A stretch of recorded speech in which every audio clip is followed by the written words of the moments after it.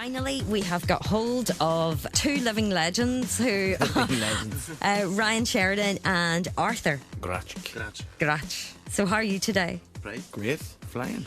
And your album has just gone Gold. Yeah. gold in the south. Yes. Phenomenal. Yeah, I was outside 5.5 weeks, so it's gone gold. So very happy with that. I'm kind of getting this, what I've heard, so you can kind of correct me here. I'm getting this kind of like fairy tale image that you were a busker in Dublin. Yeah. You met Arthur.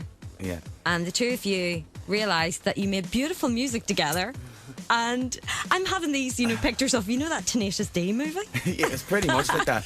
Well, what happened was, it's a long enough story, but it is pretty much a fairy tale story. Like, I quit music for years. Mm-hmm. You know the way you get bogged down with jobs and stuff, and bands aren't paying. Yeah. You have to pay your way with bands. That's right. And you're paying bills and blah blah blah. So you get bogged down with jobs, and then I quit music for years. Arthur was out busking, and he rang me. We met before, we were in a band together before, but he rang me then and said, "Do you want to go busking?" So I said, "Yeah, we'll go busking." That's destiny, I think. That was a year and a half ago. So we were only busking about 4 months. So did someone walk past and say, "These guys are really good"? Yeah, pretty much. The fella, our manager, he walked by and threw his card in the case, but I knew his name from beforehand, so I said, "Right, geez, I better give this man a ring." Yeah. So I rang him, and then sure, the rest is history. Then. And next minute you're playing Oxygen. I know. Yeah, we've played the O2 5 times this year. Oh my goodness! Who all have you both supported now already? Well, we went. We've supported Simply Red. Wow. Taylor Swift.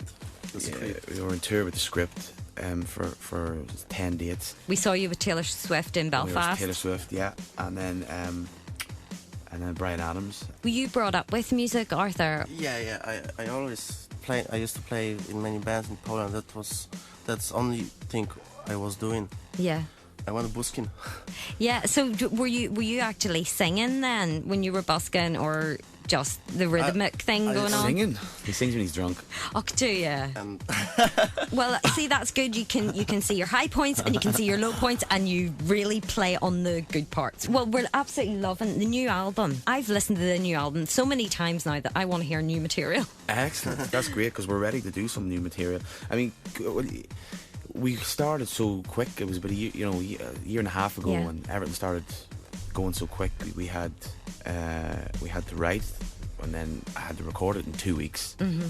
So everything's been kind of quick. So we're ready to get into the next genre of stuff. Do you think it'll be more difficult to write the new album, because obviously this album's quite raw in that it's very personal.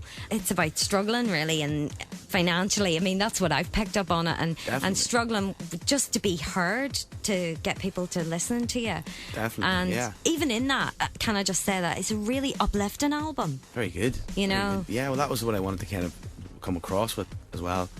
Because exactly, that's exactly what it is about, because I spent years trying to get to, I always had a passion for getting to where I am now, and it was always a bit of a struggle financially and whatnot. So, well, listen, thanks so much for coming in, and next time maybe if you've got more time, you come up and play a few tunes. Yeah, absolutely, I'd love to come back up.